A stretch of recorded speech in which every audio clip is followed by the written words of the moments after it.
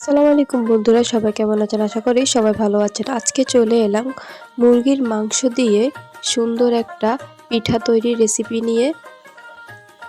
খুবই সুস্বাদু, আপনারা বাসায় এভাবে ট্রাই করতে পারেন। চলেন রেসিপিটা শুরু করা যাক। আমি এখানে 2 টুকরো মাংস নিয়েছি, মুরগির মাংস।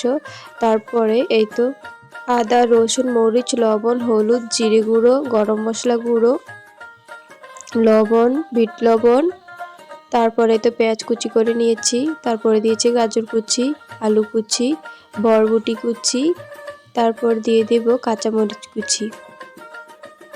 মুরগিগুলোকে আমি আগে থেকে ছোট ছোট করে কেটে নিয়েছি, ছোট ছোট পিস করে। তারপরে সবগুলো মশলা একসাথে দিয়ে ভালোভাবে মেখে নিয়েছি।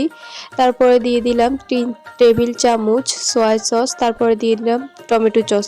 এখন ভালোভাবে ম্যারিনেট করে নেব, মেখে আধা ঘন্টার জন্য রেখে দেব। তারপর 2 কাপ পরিমাণ ময়দা নিয়েছি এখানে। ময়দা নেওয়ার পর সামান্য পরিমাণ একটু সরিষার তেল দিয়েছি, আপনারা চাইলে দিতে পারেন, অন্য কোনো রান্নার তেল দিতে পারেন। তারপর লবণ দিয়ে ভালোভাবে মিক্স করে নিলাম। তারপর এই তো আটা করে নিলাম, কুসুম গরম পানি দিয়ে করে ভালোভাবে আটার ডোটাও তৈরি করে নিলাম।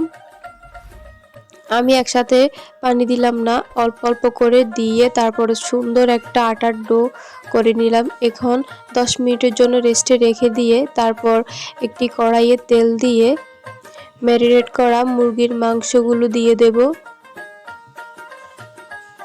সবজি সহ মিক্স করা মুরগির মাংসগুলো দিয়ে দেব। তেলটা গরম হয়ে এলে মাংস থেকে কিছুটা পানি বের হবে, পানিগুলো বের হয়ে শুকিয়ে এলে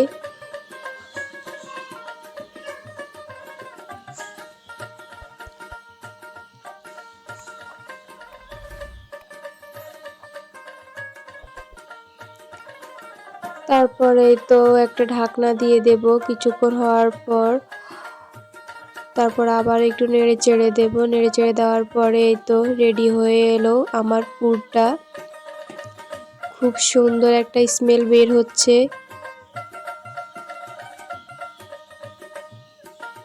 নাড়িয়ে চাড়িয়ে নামিয়ে ফেলবো। আর এই তো দেখেন পুরের কালারটা যে জোস হয়েছে না, খুব সুন্দর একটা কালার আসছে। তারপরে তো আমি পাতলা করে ছোট্ট করে একটা রুটি বেলে নিলাম, বেশি পাতলাও না আবার বেশি মোটাও না। তারপরে তো আমি বেনি আকারে শেপ দিয়ে দিলাম, ভিতরে পুরটা দিয়ে আপনারা আপনাদের পছন্দ মতো শেপ দিতে পারেন। তারপর একটি কড়াইয়ে তেল দিয়ে আমি ভেজে নেব। সরিষার তেল ব্যবহার করেছি, আমরা সব কিছুতেই সরিষার তেল ব্যবহার করি, আপনারা চাইলে অন্য কোনো রান্নার তেল দিতে পারেন। তারপরে পিঠাগুলো দিয়ে এপিট ওপিট করে উল্টিয়ে নিচ্ছি। আগুনটা হালকা আঁচে দিবেন, বেশি জোরে দেওয়া যাবে না, আগুনটা না হলে ভিতরে হবে না। এপিট ওপিট করে উল্টিয়ে পাল্টিয়ে তারপর নামিয়ে ফেলবো।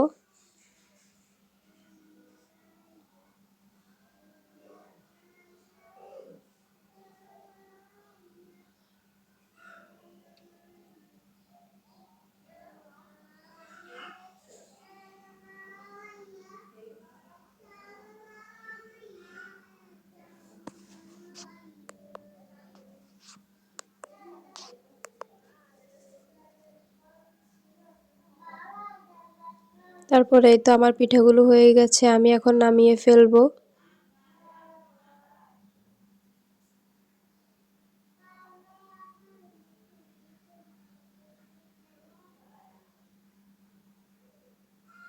মোট আমার 5টা পিঠা হয়েছে।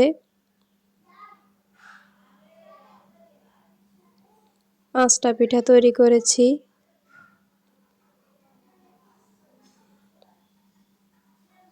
তারপর আর 2টা দিয়ে দিলাম, এপিট ওপিট করে উল্টিয়ে পাল্টিয়ে ভালোভাবে ভেজে নেব পিঠাগুলো।